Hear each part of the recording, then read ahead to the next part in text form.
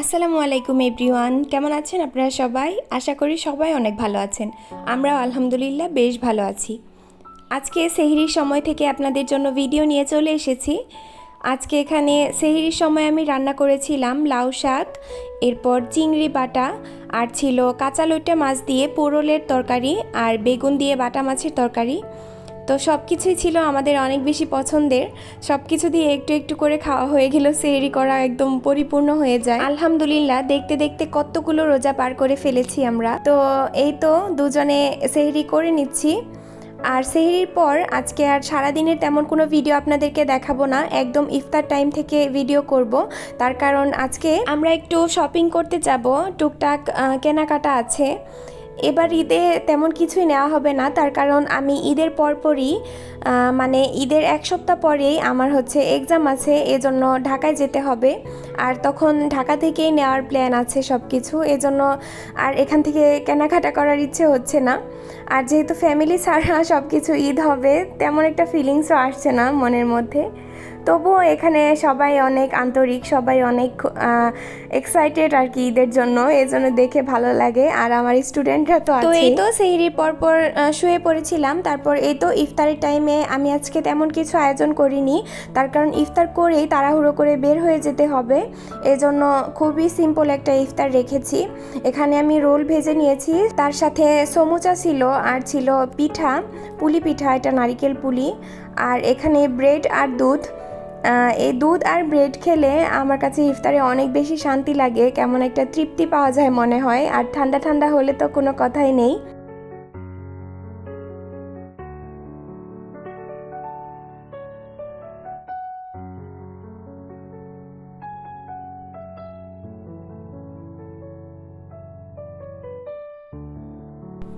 এই তো চলে এসেছি আমাদের বাসার প্রায় কাছাকাছি একটা স্টোরে।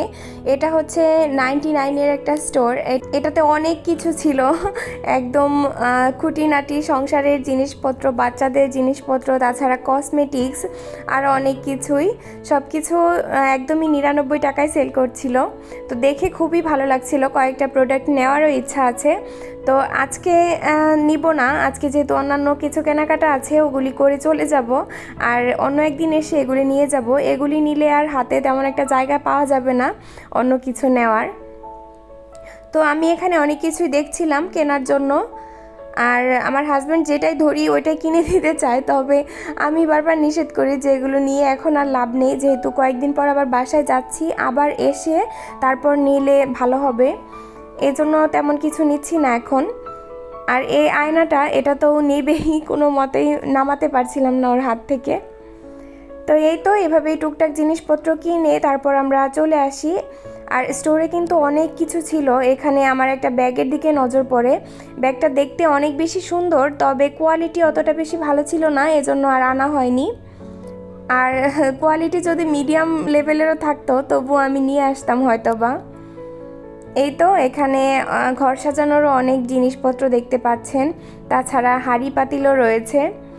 আসলে সব কিছু যে 99 টাকায় দিচ্ছে তা না, কোনো কিছুর একটু একটু দাম বেশিও আছে।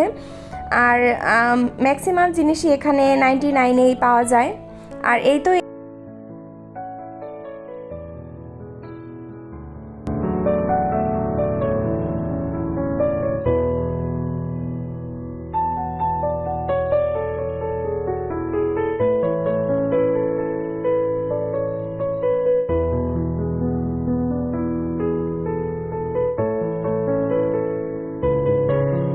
আর বাহিরের দোকানগুলো, মানে যেগুলো কাপড়ের মূলত মার্কেটগুলো, ওগুলিতে এত মানুষের ভিড়, একদমই পা ফেলার জায়গা ছিল না, এজন্য আমি আর তেমন ক্যামেরা অন করতে পারিনি। আর যেহেতু নতুন একটা শহরে এসেছি, এখানকার পরিবেশ বুঝতেও একটু সময় লাগছে, এজন্য আমি ফোনটা একদম বেরই করিনি, রেখেই দিয়েছিলাম ভেতরে। তাই আপনাদের সাথে আর ওইসব শপিং শেয়ার করতে পারিনি। তবে ইনশাল্লাহ এবার ঢাকায় যেয়ে আপনাদের সুন্দর সুন্দর অনেক কিছু শপিং ভিডিও দিব, এটা ইচ্ছা আছে আমার।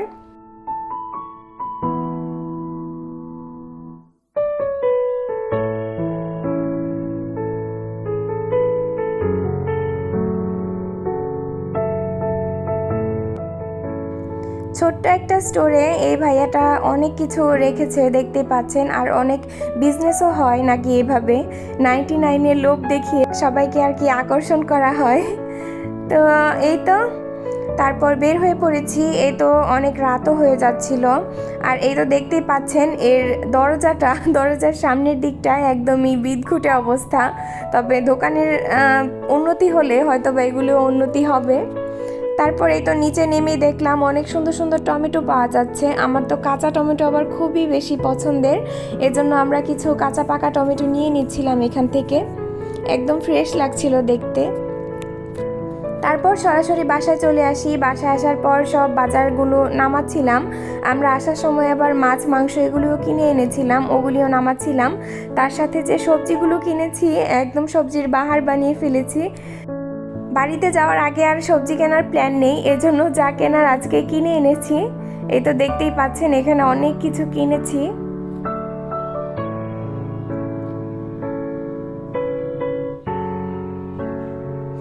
আর সাথে নিয়েছি আমার জন্য একটা হেয়ার অয়েল, তবে এটা অল্পই নিয়েছি। আমি ইউজ করে দেখতে চাচ্ছি আর কি কোনটাতে ভালো হয়। ছোট্ট একটা বোতল নিয়েছি। আর বাসায় আসার পর প্রায় 9টা-10টা বেজে গিয়েছিল। ওই টাইমে আমার হাজব্যান্ড বলছে কিছু একটা খাওয়াও, না হলে ঘুমাতে পারবো না। তো মহা মুশকিলে পড়ে গেলাম। এখন কি আর করার, অমনি কিচেনে চলে আসলাম। এই তো এখানে একটু করে সেমাই বানিয়ে নিচ্ছি, ঝটপট হয়ে যাবে এজন্য।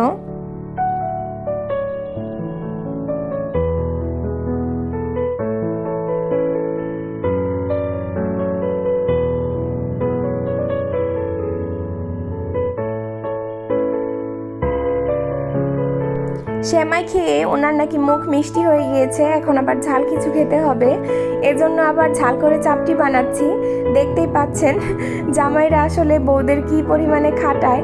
আসলে কিছুই করার নেই। শুনেছি বিয়ের পর নাকি জামাইয়ের মনের রাস্তা পেতে হলে পেট দিয়ে শুরু করতে হয়, পেটের রাস্তা হয়েই নাকি মনের ভিতর যাওয়া যায়। এজন্য শত কষ্ট হলেও বউয়েরা সব কিছু সহ্য করে জামাইদের পেটের রাস্তা হয়ে মনে ঢুকতে চায়। তো এই তো আমার চাপটিও বানানো প্রায় শেষ। একটা বানিয়েছি, তাড়াহুড়ো করে বানাচ্ছিলাম, এজন্য খুব বেশি ভালো হচ্ছিল না আজকে। তবে আমি এভাবে গোলা চাপটি বানালে অনেক বেশি সুন্দর হয় আর মজাও হয়, অনেক ক্রিস্পি হয়।